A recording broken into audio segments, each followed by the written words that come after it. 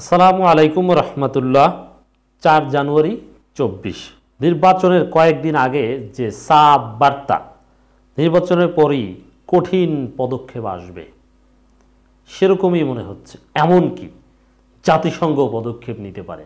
দর্শক, বাংলাদেশের নির্বাচনের অল্প কয়েকদিন বাকি, সেই মুহূর্তে জাতিসংঘ যেটা জানালো সেটা নিঃসন্দেহে সরকারের জন্য আরও বেশি উদ্বেগজনক। একদিকে যুক্তরাষ্ট্র সেই পুরনো অবস্থান, আগের কথা, আবার জাতিসংঘ তো আগেই বলেছিল যে তারা বাংলাদেশের নির্বাচন নিয়ে কথা বলবে পরে। কিন্তু এবার এই নির্বাচনের কয়েকদিন আগে যা বলেছে সেটা কি, তার অর্থ কী, সরকারের জন্য কতটা কঠিন বার্তা। এবং বিভিন্ন দেশ বা রাষ্ট্র তো পদক্ষেপ নিতে পারে, কিন্তু জাতিসংঘের হাতেও যে বিভিন্ন পদক্ষেপ নেওয়ার বিষয় আছে সেগুলো যে এবার সামনে আসতে পারে। দেখেন, এবার কিন্তু বিষয়টা অনেকটা স্পষ্টভাবে বোঝা যাচ্ছে। নির্বাচন ঘনিষ্ঠভাবে পর্যবেক্ষণ করছে জাতিসংঘ। এই নির্বাচন পর্যবেক্ষণ, এই নির্বাচন পর্যবেক্ষক মানে পর্যবেক্ষণ, এটার অর্থ ভিন্ন। নির্বাচন পর্যবেক্ষণ করছে মানে কি, তার নির্বাচন হচ্ছে, আগ্রহ আছে না, এই নির্বাচনে জাতিসংঘের আগ্রহ নাই। অনেকে ভুল বুঝতে পারে, এই জন্য বিস্তারিত শুনুন। এই পর্যবেক্ষণের মানেটা কি আপনারা বুঝবেন। এই পর্যবেক্ষণ মানে ভারত যেভাবে পর্যবেক্ষণ করছে সেটা নয়। দ্বাদশ জাতীয় সংসদ নির্বাচনের বাকি আর মাত্র 2 দিন। এরপরেই আগামী রোববার বহুল আলোচিত সমালোচিত সংসদ নির্বাচন। এই নির্বাচনী প্রক্রিয়াকে খুব ঘনিষ্ঠভাবে পর্যবেক্ষণ করছে জাতিসংঘ। আবারও একথা জানিয়ে দিয়েছেন জাতিসংঘের মহাসচিব অ্যান্টনিও গুতেরেসের মুখপাত্র স্টেফেন ডুজারিক। তার কাছে একজন সাংবাদিক জানতে চেয়েছিলেন, দেখেন প্রশ্নের ধরনটা কিন্তু বুঝতে হবে।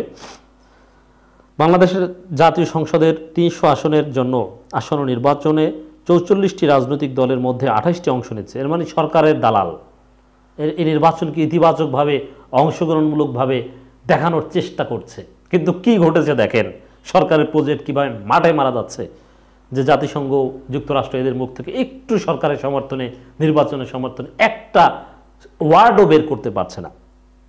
এমনভাবে বলছে 300 আসনে 44টার মধ্যে 28টা দল অংশ নিচ্ছে। ওরে বাবারে, এর মানে ব্যাপক অংশগ্রহণমূলক। অথচ বাস্তবতা সম্পূর্ণ ভিন্ন। বাস্তবতা হচ্ছে কাগজে কলমে 28টা হলো, এগুলো কিংস পার্টি, কুইন্স পার্টি, এগুলো নাম সর্বস্ব।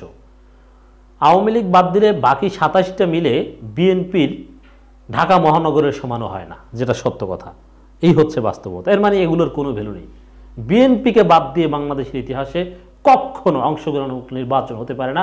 কারণ বিএনপি নির্বাচন করলে, সুষ্ঠু নির্বাচন হলে কমপক্ষে 60 থেকে 80% জনগণ হয়তো বা বিএনপিকে ভোট দিবে। অতএব 60 থেকে, বিএনপির সাথে জামাত আছে, তো 80%, 60% বা 70%, এদেরকে বাদ দিয়ে কি কখনো অংশগ্রহণমূলক নির্বাচন দেখানো যায়? কখনো নয়। প্রতিদিন এসব দলের কমপক্ষে 1970 জন প্রার্থী।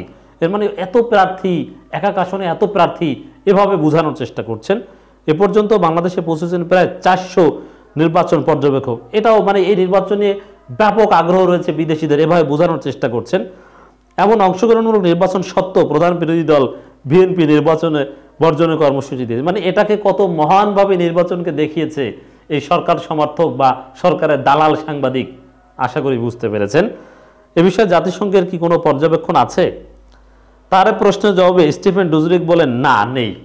এর মানে এত সুন্দরভাবে কথা, এত সুন্দরভাবে তথ্য উপত্য দিয়ে নির্বাচনকে মহান করে পররাষ্ট্র মন্ত্রণালয় শিখিয়ে দেওয়া ভাষায় জাতিসংঘকে প্রশ্ন করলো, আর জাতিসংঘ সাফ বার্তা দিয়ে দিল, ওই 1970 না প্রার্থী না তোমার কি, কতজন কি আসছে, কয়টা দলকে, ওতে আমাদের কোনো আগ্রহ নেই, আমাদের কোনো পর্যবেক্ষণ নাই, না, নেই। এক কথায় সাফ জানিয়ে দিল, একেবারে মুখের উপরে প্রশ্ন উত্তর।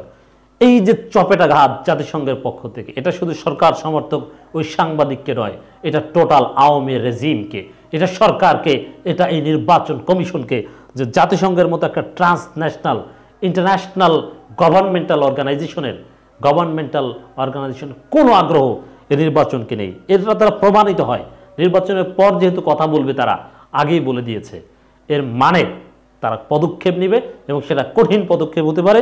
জাতিসংঘের শান্তি মিশন থেকে আমাদের সেনাবাহিনীকে বাদ দেওয়ার মতো কঠিন পদক্ষেপ নিতে পারে, কিন্তু আমরা সেগুলো দেখতে চাই না।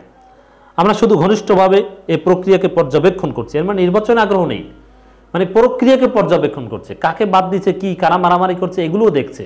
নির্বাচনের ফলাফল তো হয়ে গিয়েছে, এগুলো নিয়ে আগ্রহ নাই। আমাদের আশা নির্বাচন হবে স্বচ্ছ এবং সুষ্ঠু।